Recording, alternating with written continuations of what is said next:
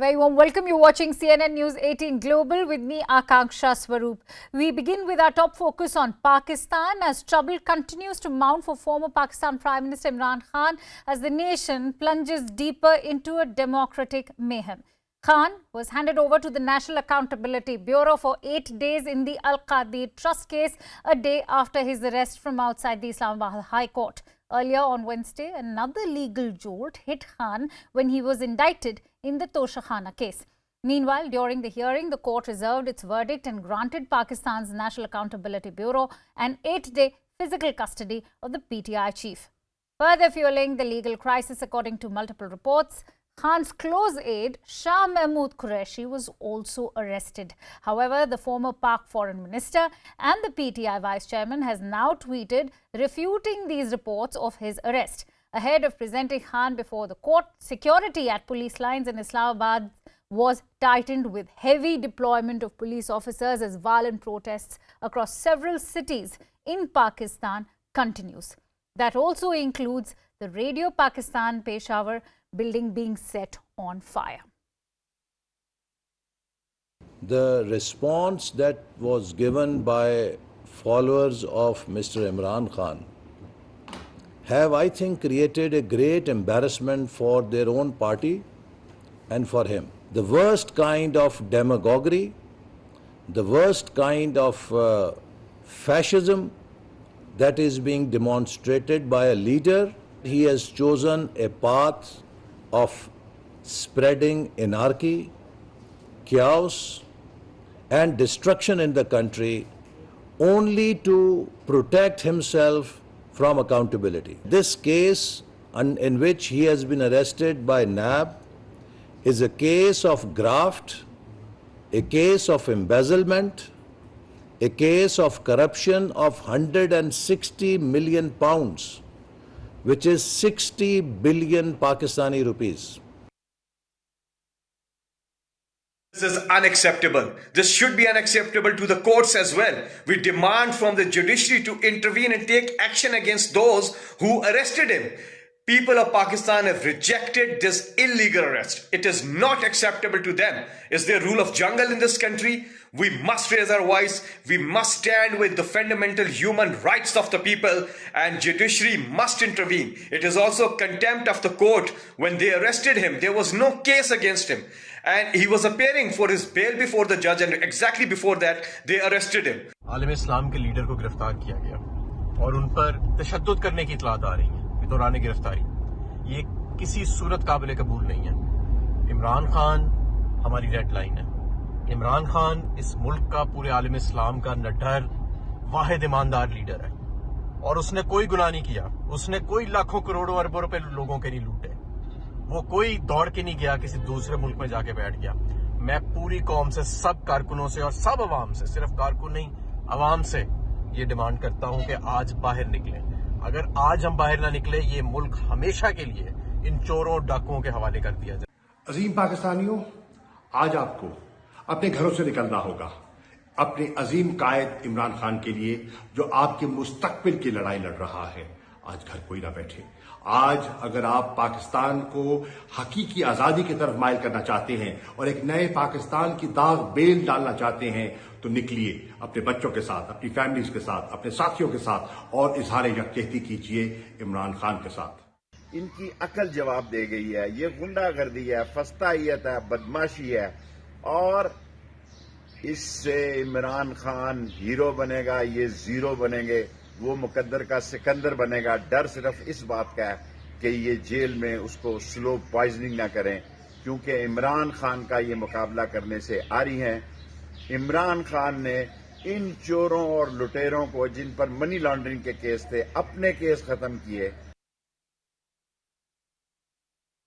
There were 150 odd cases that were registered against him, and he was very vociferously contesting all of those cases, and he was following them up. He was appearing in almost all the cases.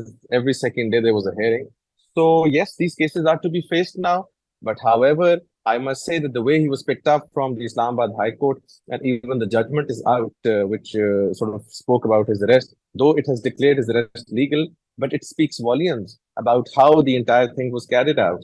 how the state machinery was used, how the paramilitary force was used. Even in this case, I personally feel that he will come out scot-free because this appears to be a frivolous case on the face of it. I mean, if there's anything that Imran Khan is very clear about, that is that he's not corrupt. And the government is trying its level best, and the forces are trying their level best. And when I say forces, I mean the Pakistan Democratic Movement, which is an alliance.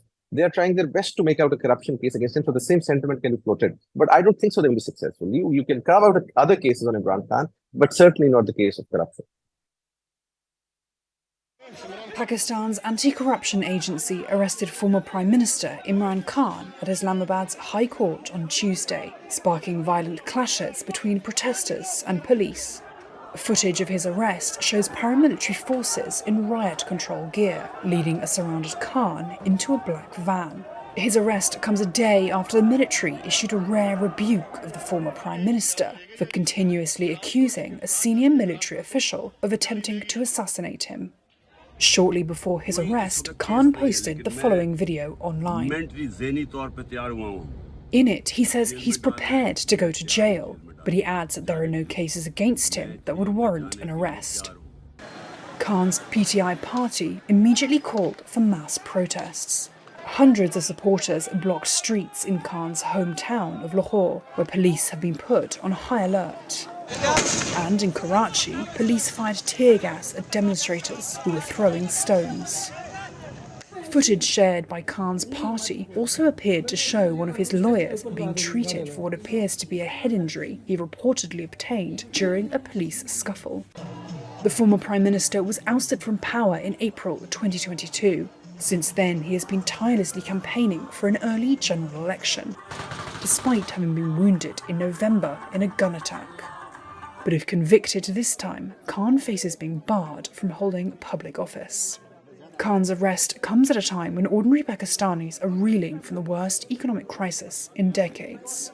High inflation, anemic growth, and a delayed International Monetary Fund bailout are already threatening turmoil in their own right. All right, so as we speak, Pakistan Prime Minister Shehbaz Sharif has just now commented saying that Imran Khan was arrested as per law. But is that the view that the PTI endorses? Let's try and find that out from PTI leader Abdul Samad Yaqub, who's joining me live from Pakistan. Mr. Yaqub, thank you for joining in. Now, the way the arrest happened yesterday has also raised eyebrows. Eyewitness accounts, including that of Barrister Gohar Ali Khan, have been quoted in media stating Imran Khan was tortured and manhandled. The Chief Justice of the Islamabad High Court also angrily demanded that the police chief and the secretary of the Interior Ministry be brought before him. Even threatened to summon the Prime Minister, but then in a fairly dramatic turn of events, the Chief Justice of Islamabad High Court declared that the arrest was legal. Why did the Chief Justice choose to call it legal? Well, there are two aspects of the step which the notice which Chief Justice has taken. I mean, he declared the arrest was legal, but the manner it was conducted, the premises from where Imran Khan was arrested, that was illegal. And then he sent a contempt notice to the IG and the Secretary for the Ministry of Interior. So what matter is, I mean, see, it was unnecessary that they have arrested Imran Khan from the premises of the High Court, and then there is the other thing is that no other one is arrested by the paramilitary forces. I mean, it was like sort of like Imran Khan is the biggest terrorist of Pakistan, and the way he was manhandled and then tortured. We have a credit news that he has been tortured in the custody of the rangers or the police. So these are our reservations, and Imran Khan himself has shown his reservation in past that he maybe most likely he can be poisoned or he can be assassinated during the custody of the state. So there are genuine and very serious concerns about his life. His life is on stake. His life is on threat. That is the prevailing point.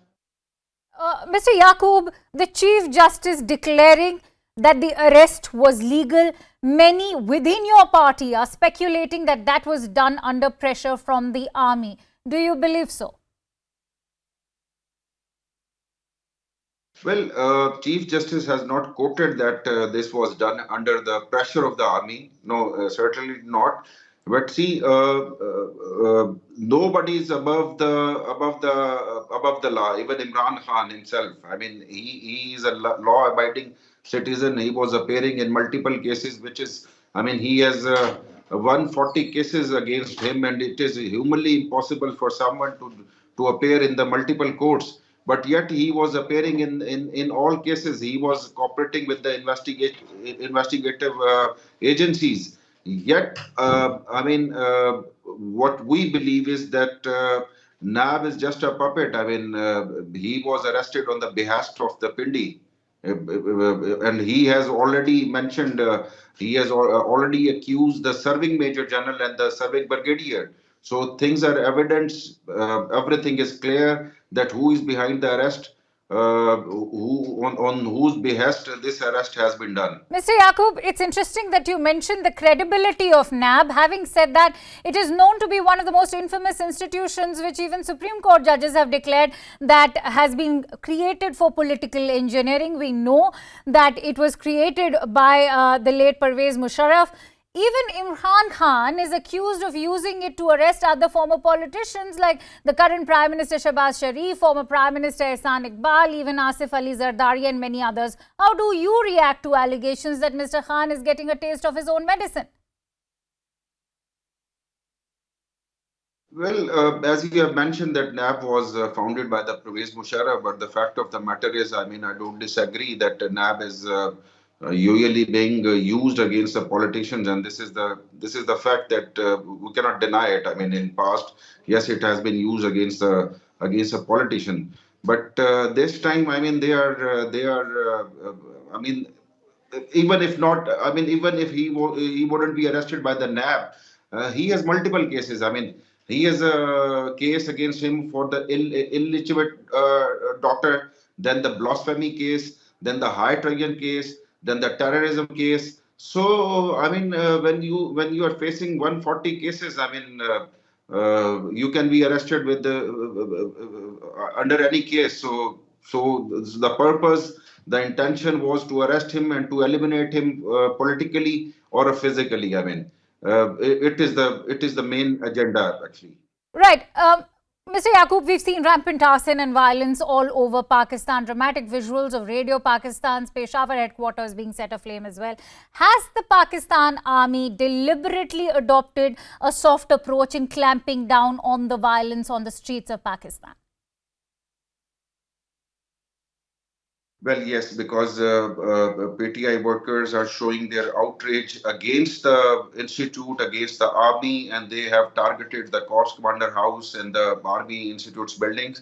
So at this moment, we can say that yes, the army has shown restraint.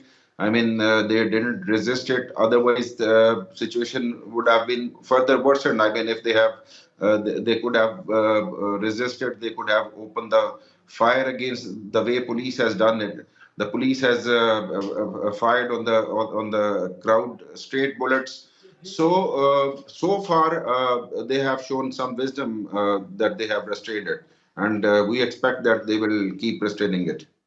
Right. Many, in fact, Mr. Yaqub, my last question to you, the fact that people are saying that the chaos on the streets is almost emblematic of the chaos within the PTI. Is this a result of the disconnect between Imran Khan and the leadership now left behind? We all know that Shah Mahmood Qureshi is the vice chairman, and yet Pervez Ilahi was recently appointed as the president, a man who was till recently not even supported by Imran Khan. Are these now differences emerging at the top of the PTI leadership, also leaving the party in a lurch? Well, very rightly you have pointed out, this is a confusion which is trying to be spread by the invisible forces which I was calling Pindi guys. I mean, they are spreading, they are trying to confuse the party and the workers. So at these moments, I mean, this thing happens. I mean, this is their weapon which they are trying to use to create some differences between the political PTI leadership. Right. Who do you mean by they? Everyone knows that who are they? Who? The military establishment. All right. So you're saying it's the military establishment. Right. All right. I think we'll have to leave it at that. Many thanks to you, Mr. Yaqub, for sharing in those precious observations and the information from your end.